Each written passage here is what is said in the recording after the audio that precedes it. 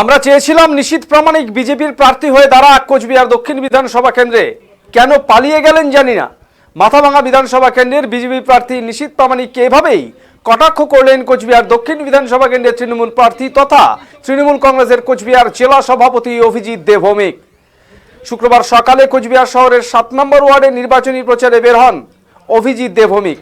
স্থানীয় কাউন্সিলর, কোচবিহার পৌরসভার পৌরপ্রধান সহ কর্মী সমর্থকদের সাথে নিয়ে এই প্রচার অভিযানে সামিল হন তিনি। এদিন তিনি বলেন, এই ওয়ার্ডে প্রচারে এসে ভালো সাড়া পাচ্ছেন তিনি। প্রাক্তন কেন্দ্রীয় স্বরাষ্ট্র প্রতিমন্ত্রী নিশীথ প্রামাণিকের মাথাভাঙা বিধানসভা থেকে বিজেপি প্রার্থী হয়ে দাঁড়ানোকে কটাক্ষ করে এদিন অভিজিৎ দে ভৌমিক বলেন, নিশীথ প্রামাণিক পালিয়ে তপশিলি জাতি সংরক্ষিত আসনে প্রার্থী হলেন। কোনো সাধারণ বা জেনারেল আসনের প্রার্থী হলে তার বিরুদ্ধে মনোনয়নপত্র জমা দিতেন তিনি বলে এদিন জানান অভিজিৎ দে ভৌমিক। কোচবিহার দক্ষিণ বিধানসভা কেন্দ্রের পাশাপাশি আমার অর্ধেক শ্রম হবে মাথাভাঙা বিধানসভা কেন্দ্রে। এই মাথাভাঙা বিধানসভা কেন্দ্রে যিনি পালিয়ে গিয়ে ভাবলেন যে লুকিয়ে জিতে আসবেন, লুকিয়ে জেতার কোনো চান্স নেই। মাথাভাঙা বিধানসভা আসন জিতবে তৃণমূল, এদিন স্পষ্ট জানিয়ে দিলেন তৃণমূল প্রার্থী তথা তৃণমূল কংগ্রেসের কোচবিহার জেলা সভাপতি অভিজিৎ দে ভৌমিক।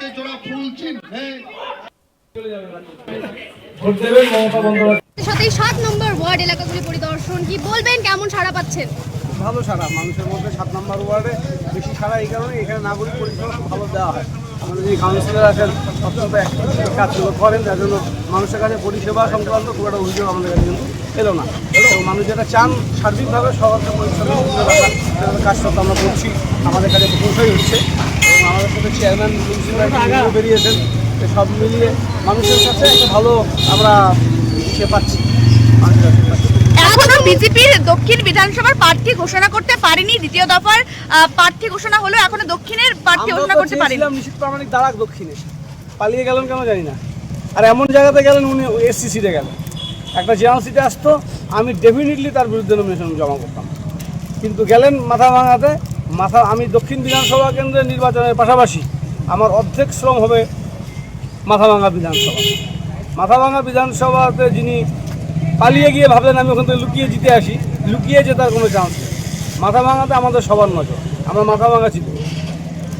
শহরবাসী শপথ নিন, 23শে এপ্রিল রাখছি দিন, মা বোনেরা শপথ নিন, মা দিদিরা শপথ নিন, শহরবাসী শপথ নিন, 23শে এপ্রিল রাখছি দিন, মা বোনেরা শপথ নিন।